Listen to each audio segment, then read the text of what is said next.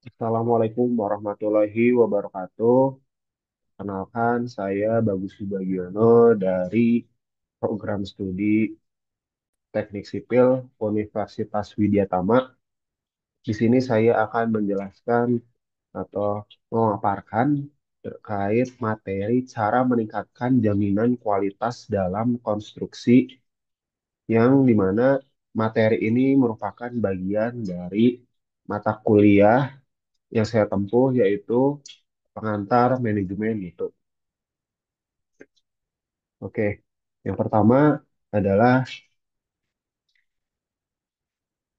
eh, perus- perusahaan dapat mengadopsi berbagai strategi dan praktis eh, yang terbaik atau praktik yang terbaik untuk meningkatkan jaminan kualitas dalam konstruksi. Beberapa langkah yang paling efektif meliputi tentukan terlebih dahulu tujuan kualitasnya seperti apa, karena sasaran mutu dapat membantu dan mendefinisikan apa arti mutu bagi proyek kita. Sasaran ini harus mencakup sasaran yang spesifik, terukur, kemudian dapat dipercaya, relevan, dan terikat oleh waktu. Untuk kenapa? Untuk memastikan bahwa kejelasan dan keselarasan di antara semua pemangku kepentingan. Kemudian dalam industri konstruksi, contoh sasaran mutunya meliputi pengurangan kegagalan dan pengerjaan ulang, kemudian peningkatan keselamatan pekerja dan pemenuhan jadwal proyek. Penting sekali untuk meninjau dan memperbaiki sasaran mutu secara berkala agar tetap relevan dengan perubahan persyaratan proyek. Kemudian daftar tugas yang baik, di mana wajib untuk menggunakan format daftar tugas standar untuk memastikan semua orang selaras dan jelas tentang harapan untuk setiap tahap proyek. Artinya eh, jelas tugasnya, pokok dan fungsinya dari tiap-tiap pekerja itu apa.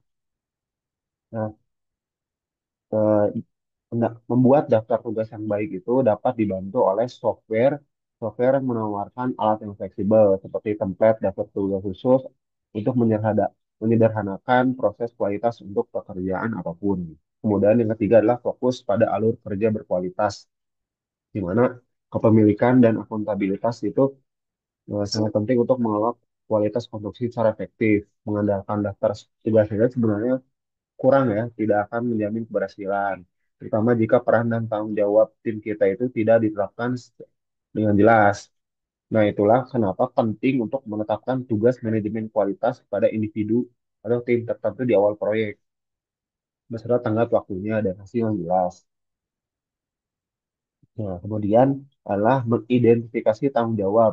Tetapkan dengan jelas siapa yang bertanggung jawab atas pengendalian mutu di setiap fase proyek, termasuk identifikasi individu atau tim yang bertanggung jawab untuk melakukan inspeksi, pengujian, dan peninjauan dokumentasi. Intinya harus jelas siapa berbuat apa, gitu. Siapa yang akan melaksanakan dan berbuat apanya itu harus jelas dan harus pekerja itu harus mengetahui, menilai, kemudian menilai resiko secara berkala. Penilaian resiko yang berkelanjutan itu dapat membantu mengidentifikasi ancaman atau masalah apapun yang terkait dengan kualitas pekerjaan konstruksi.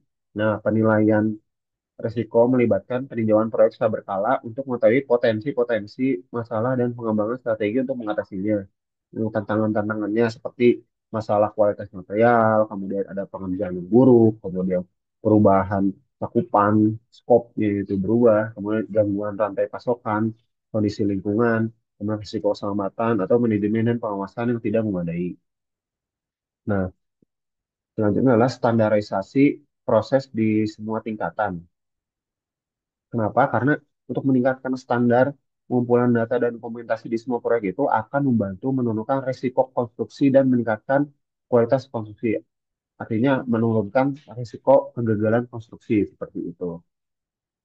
Nah, standarisasi untuk menyederhanakan pengelolaan proses eh, dan mutu ini di berbagai proyek sekaligus mengurangi risiko kesalahan. Misalnya, pencatatan semua tugas menggunakan template digital atau daftar periksa konstruksi dengan memberikan catatan yang jelas tentang pencapaian di setiap proyek.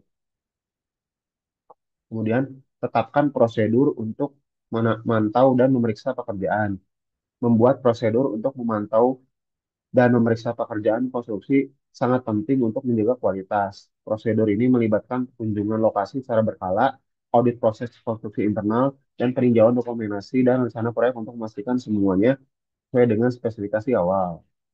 Kemudian mendokumentasi dan melacak aktivitas kontrol kualitas. Nah, kita harus mendokumentasikan semua aktivitas pengendalian mutu dan mencatat setiap masalah yang kita temukan dan cara mengatasinya.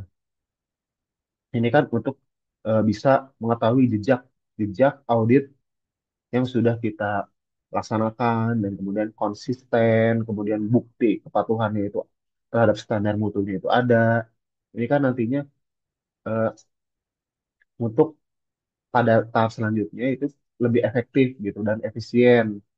Jadi kita bisa melihat apa yang sudah kita laksanakan sebelumnya, kesalahan-kesalahan apa terus yang terjadi dan eh, perbaikannya bagaimana itu sudah tercatat dan tinggal kita tiru bagaimana ke depannya. Itu kan lebih efektif dan efisien. Kemudian melatih dan mendidik staf itu sangat penting ya. Pelatihan dan pendidikan ini harus selalu eh, diberikan untuk mempertahankan standar kualitas yang tinggi dalam proyek konstruksi. Eh, kita harus melatih staf kita bukan hanya tentang teknik, tetapi juga prosedur, penggunaan teknologi yang tepat untuk meningkatkan jaminan kualitas, kemudian pembaruan rutin tentang tren industri, praktik yang terbaik bagaimana, teknologi yang terbaru bagaimana, itu kan untuk meningkatkan kualitas pekerjaan secara keseluruhan.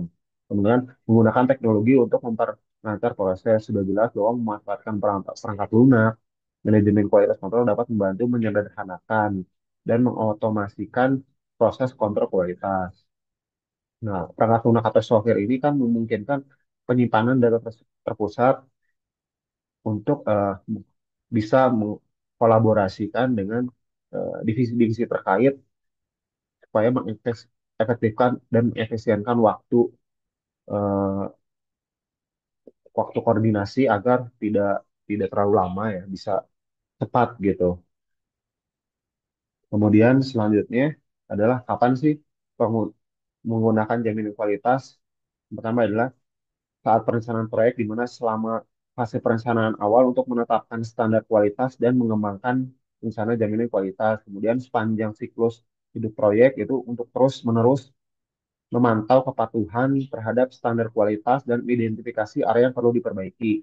Kemudian sebelum tahap kritis, sebelum tahap atau fase penting proyek ini untuk memastikan standar untuk terpenuhi dan mengatasi masalah apapun sebelum melanjutkan. Kemudian untuk proyek berisiko tinggi, dalam proyek dan resiko yang tinggi secara signifikan atau taruhannya tinggi itu proses QA yang ketat dapat membantu mengurangi potensi masalah dan memastikan hasil yang sukses.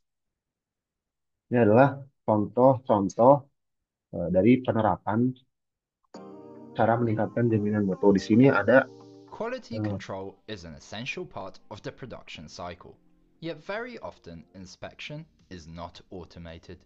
Quality control using traditional methods such as pen and paper is outdated and time consuming. It also leaves our hands occupied. The information is then typically transcribed to a spreadsheet or computing software. How can this process be made more efficient? Let us see how quality control compares when using two different methods. On the right, you see the traditional approach, and on the left, using quality control 4.0. di sini dijelaskan eh, dan dicontohkan bagaimana eh, ki- tadi yang sudah dijelaskan bahwa menggunakan teknologi untuk memperlancar proses untuk mencatat bagian mana yang seharusnya menjadi area perbaikan, mendokumentasikan di sebelah kiri ada quality control 4.0 di mana menggunakan teknologi, sedangkan di samping kanan adalah quality control yang konvensional.